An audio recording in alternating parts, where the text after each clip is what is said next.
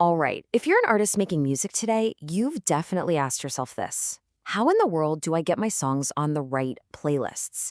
It's a confusing space, right? It's filled with all these promises and, frankly, a lot of pitfalls.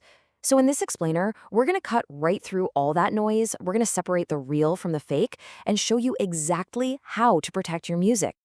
And, it really all comes down to this one huge question that's probably been floating around in the back of your mind, especially with all the ads you see online. Can you actually buy a hit song? So let's just get into why this is such a headache for everyone. If you've ever felt totally overwhelmed or just a little bit skeptical about playlisting services, you are not alone, I promise. The whole space is just flooded with these wild promises of guaranteed streams, instant fame, and the sheer amount of info out there can make it feel like it's confusing on purpose. But what if I told you there's one single, simple rule that can slice through all of that confusion? We're calling it the golden rule, and honestly, it's the key to navigating all of this stuff safely. Okay, here it is. This is the big one. Legitimate editorial playlists cannot be bought or guaranteed. Just let that sink in for a second. What this means is if anyone, and I mean anyone, promises you a spot on a specific playlist or a set number of streams in exchange for cash, that is your signal to turn and walk away. Don't even hesitate, that's a scam. This idea is your foundation for everything. So, if you can't buy results, then what are you paying for? This is where we really have to shift our whole mindset. With a legit service, you're not buying a hit song, you're paying for professional effort. Think of it just like hiring a publicist for your music. So what you're actually hiring is called a pitching service. And the most important words to focus on here are labor, expertise, and time.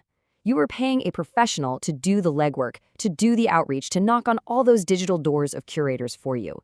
And just like a publicist can't guarantee you're going to get on the cover of a magazine, a real pitching service can't guarantee you a spot on a playlist.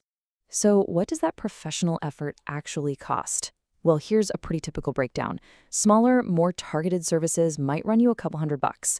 Mid-level agencies, for a more serious push, you're looking at maybe $300 to $1,000. And for the really big campaigns, yeah, it's going to be $1,000 and up. But notice, these are price ranges for the service, for the work, not a price per stream. That's the key. And this really gets to the heart of why results can't be guaranteed. Because you're pitching to real people. Curators are like the gatekeepers of a certain vibe or a mood. They're sitting there asking, is this song actually good? Does it fit the feeling of my playlist? And most importantly, will my audience love it enough to save it and share it? They really care about authenticity, not about how much money you spent on marketing.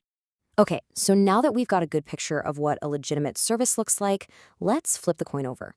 How do you spot a scam? Knowing these red flags is going to protect not just your music, but your hard-earned money too. All right, here are the big ones to watch out for. Any promise of guaranteed placements, that's your number one biggest red flag. If they promise instant, overnight results, that's another one.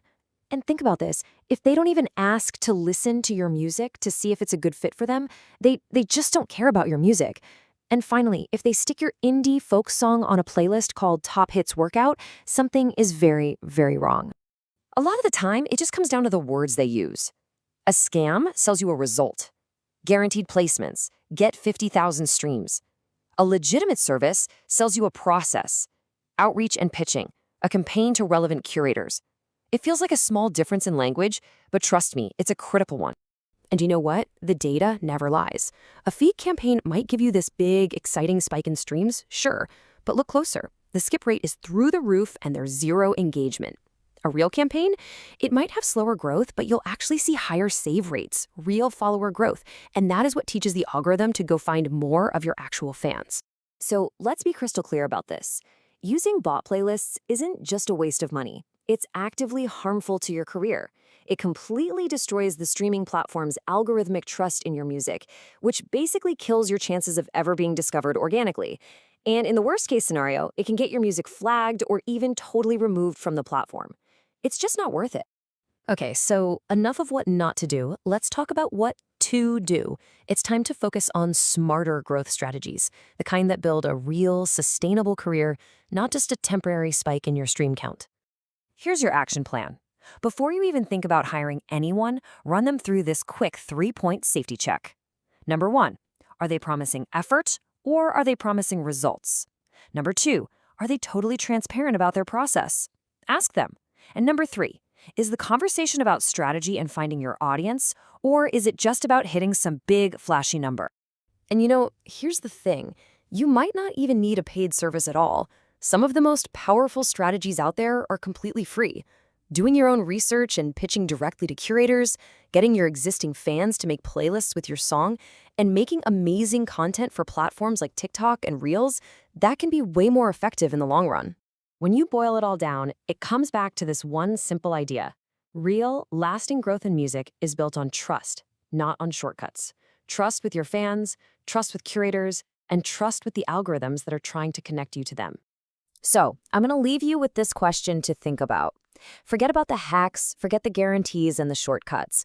What's the next authentic step that you can take to get your music heard by the people who are actually going to love it?